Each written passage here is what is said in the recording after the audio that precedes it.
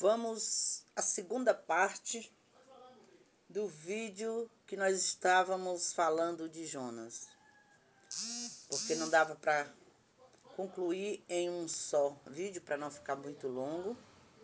Mas vamos continuar aqui a segunda parte. Então, como eu estava falando, eu parei na parte em que o peixe engoliu Jonas, né? Que nós deduzimos que tenha sido uma baleia, porque ela engole a presa dela inteira e o ácido que tem no estômago dela é que vai destruindo aquele alimento. Se fosse um tubarão, certamente tinha rasgado o Jonas todo, né? Ele não tinha saído do outro lado inteiro, com certeza. Então, mas nós não sabemos verdadeiramente qual foi o grande peixe que engoliu ele. Mas os dois maiores peixes eu acredito que seja tubarão e baleia. Então, quando Jonas caiu no ventre daquele peixe, Jonas se apavorou, se viu numa grande escuridão, um lugar de grandes trevas, e ele clamou a Deus, e ele gritou por socorro. Ele se sentiu no inferno, que a Bíblia fala. E ele clamou por Jesus, ele clamou por Deus, porque ele achou que ali ele estava no inferno.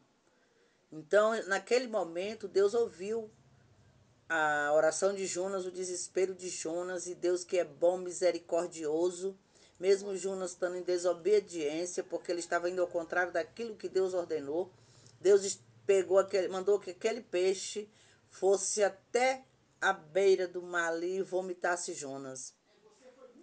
O peixe vomitou Jonas aonde? Em Nínive. Por quê? Porque Deus tinha mandado ele ir para lá. Ele desobedeceu, Deus mostrou para ele que Deus é Deus. Que Deus é soberano e que ele tem o poder para fazer aquilo que ele apraz. E Deus fez. Jonas chegando ali, ele não tinha saído. Ele tinha que estar na cidade, querendo ou não.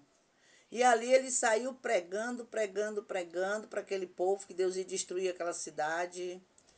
E destruir aquele povo, porque aquele povo era mau. De repente, ouvindo tudo aquilo ali, o rei deu uma ordem para que todo o povo jejuasse, para que até os animais jejuassem. Então, o que eles fizeram? Se humilharam diante de Deus, fizeram um propósito com Deus, lutaram pela própria vida. E o nosso Deus, que é bom e misericordioso, estendeu a sua mão e suspendeu aquela destruição que ele tinha prometido fazer. E Jonas não gostou. Jonas ficou muito aborrecido.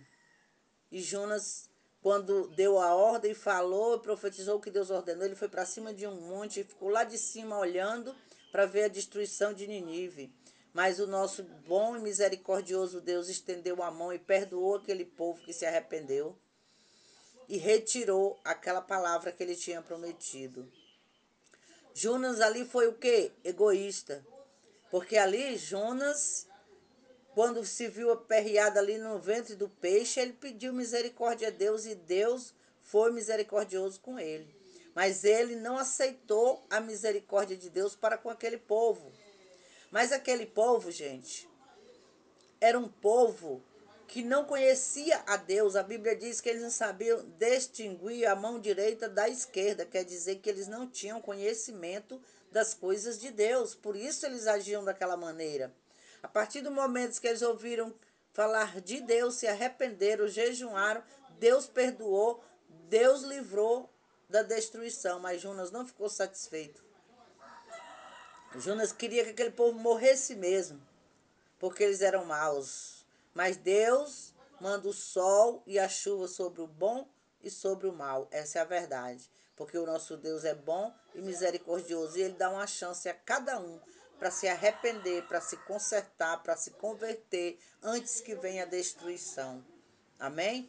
Então vamos nos humilhar diante de Deus. Se nós erramos, então vamos se arrepender do nosso erro, do nosso pecado e pedir para Deus escrever uma nova história, porque ontem você não pode fazer mais nada, mas hoje você pode preparar o seu futuro bem melhor, se assim você quiser. Hoje é o dia e a hora de você mudar a sua história.